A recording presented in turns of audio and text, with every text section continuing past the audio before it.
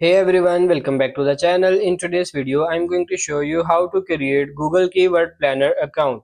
It's really simple and easy. First of all, go to Google Ads account. As you can see here, this is the website. Click on choose the right keyword. So click this access the keyword planner.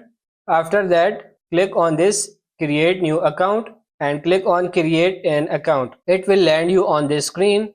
From here, to confirm your account settings, write your country and then your time zone and then your currency. Then tap on this continue, and on this page you can write your offer code if you have your coupon code, and then write your payment method, and then you can check these options as well.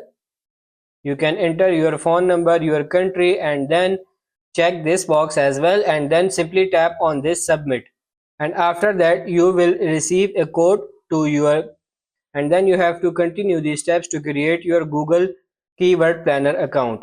So that's pretty much it for this video. That's how to create Google Keyword Planner account. I hope this video was helpful. If it is, like it and subscribe to the channel. Thank you.